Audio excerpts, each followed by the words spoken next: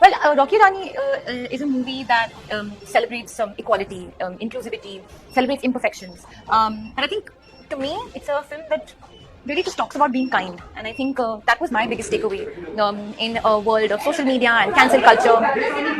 We're very quick to judge. So just take a second, take a moment and be kind, because you never know what someone is going through. Hello everyone, welcome to our YouTube channel.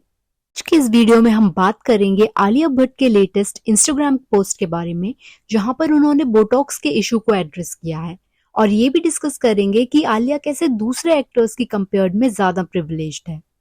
अगर आपने notice किया हो तो पिछले कुछ महीनों में आलिया भट्ट के बोलने और हंसने के स्टाइल में बहुत चेंज आया है। Sweet spot. I don't even have a mirror in front of me.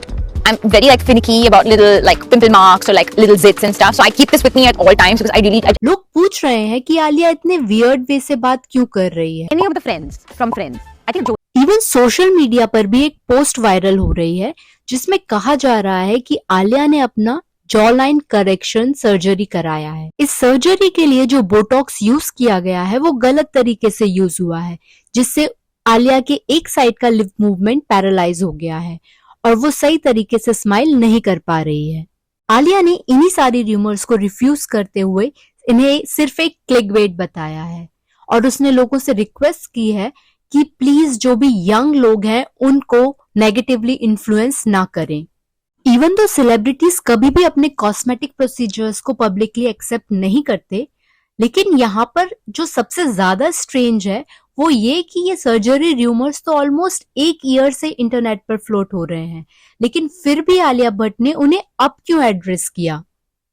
कुछ लोगों का मानना है कि ये आलिया की पीआर टीम का एक टैक्टिक है, जिससे लोगों का अटेंशन जिगरा के बॉक्स ऑफिस फेलियर से डाइवर्ट हो जाए और आलिया को सिंपैथी भी मिल जाए। क्योंकि अभी कुछ टाइम पहले ही दिव्या कुमार खोसला ने आलिया भट्ट पर एलिगेशंस लगाए कि उन्होंने जिगरा के फेक बॉक्स ऑफिस कलेक्शंस दिए। इवन दिव्या कुमार ने अपने इंस्टाग्राम पर पीवीआर सिनेमा हॉल की एक तस्वीर भी शेयर की, जहां पर एक्चुअली हम देख सकते हैं कि सीट्स खाली हैं। कंट्रोवर्सी तब स्टार्ट हुई जब जिगरा के रिलीज के पहले दिव्या कुमार खोसला ने इस मूवी को अपनी मूवी सवी की कॉपी बताया और कहा कि दोनों मूवीज की स्टोरी सेम है। बट आलिया भट्ट ने इस बात पर अभी तक रिएक्ट नहीं किया। इवन करण जौहर ने दिव्या कुमार को इनडायरेक्ट रिप्लाई किया, बट आलिया केप्ट क्वाइट। अगर रिपोर्ट्स की माने तो जिगरा आलिया भट्ट की पिछले 10 साल में वर्स्ट ओपनिंग फिल्म है, तो कहीं ना कहीं दिव्या कुमार की बात में सच्चाई लग रही है। प्लस दिव्या कुमार खुद भी इंडस्ट्री की एक पावरफुल फिगर है, तो वो क्यों आलिया पर ऐसे झूठे एलिगेशंस लगाएंगी। दूसरी तरफ अगर बात करें आलिया भट्ट के प्रिविलेज की, तो ऐसे कई इंस्टेंसेस सामने आए हैं जब डायरेक्टली और इनडायरेक्टली ये बात सामने आई है कि आलिया को बेस्ट स्क्रिप्ट्स, डायरेक्टर्स का एक्सेस बहुत इजीली मिल जाता है कंपेयर टू हर कॉन्टेम्पररीज। जैसे कि एक इंटरव्यू में ऐश्वर्या राय ने भी एडमिट किया था कि कैसे आलिया को करण जौहर की बैकिंग है। Okay, if you like to ask anything to Alia Bhatt. It's fantastic for you with the kind of support that Karan has given to her from the beginning. Ji. And to have that kind of an establishment with you is very comforting, because you kind of, it's not tough in terms of the kind of, you can have it all laid out for the longest time to come. And she smiled, and I told her that it's great for you as an actor कि भाई there's good work and only good work and only good work. Even Jigra promotions के दौरान बसंत वाला के interview में भी उन्होंने ये बताया था कि कैसे करण जौहर ने उन्हें इन्फॉर्म किए बिना ही आलिया के साथ जिगरा की स्क्रिप्ट शेयर कर दी। इवन उनसे एक बार परमिशन भी नहीं ली, और करण जौहर ने कहा कि यहाँ पर तो काम ऐसे ही होता है। Has a huge hand to play in this. Okay. Vasan and Karan had met, and I think after Monica, Karan was very interested in bringing Vasan into Dharma and doing a film together with him. And he's following his work for a while, of course. So it kind of came together also because of Somain, who knows Vasan very well. So they kind of came together and discussed what kind of film Vasan wants to make next. And he had this idea, and I guess then he had an idea of who he wanted to do the film with. Sent it to Karan, and I think 6-7 hours later he called saying I've already sent it to Alia, and I was really not happy with it. I was like, I would have at least done some spell check, grammar check, hygiene, written some very nice hero entry. No, then my Karan- memory, we met first. You told me, and I told you, because I remember we were talking about some javelin throw. Yes. Something. No, we moment. met after that email, after you read that email. Okay. So Karan said, so that email was sent. I was like, why did you do this? He's like, no, this is how it works. then he said, okay, in a couple of days we'll meet. I think December.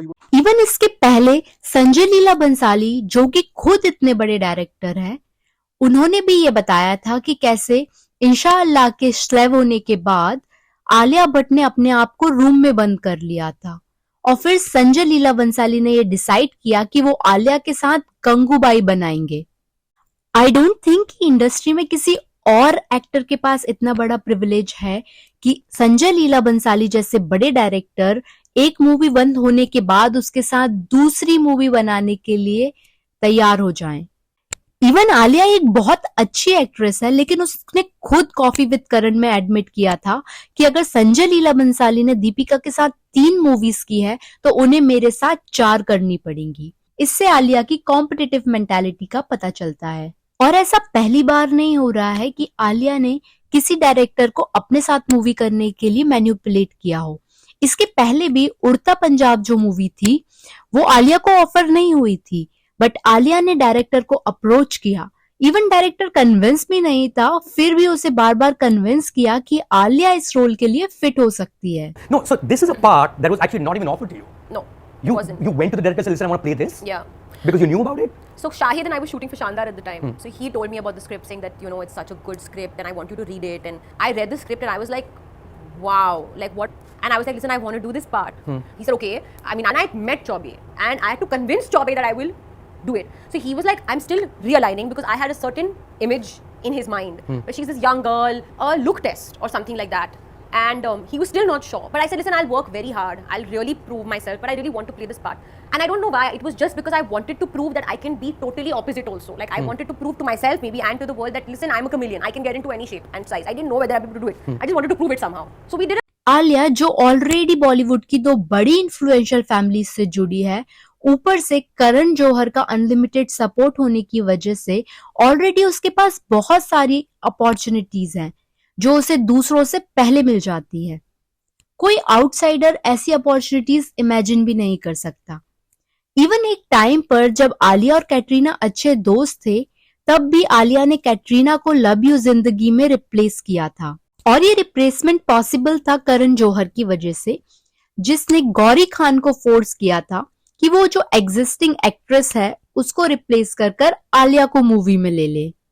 Alia के इस behaviour पर आपके क्या views हैं, please comment section में हमें जरूर लिखकर बताएं और ऐसे और भी वीडियोस के लिए इस चैनल को सब्सक्राइब करें।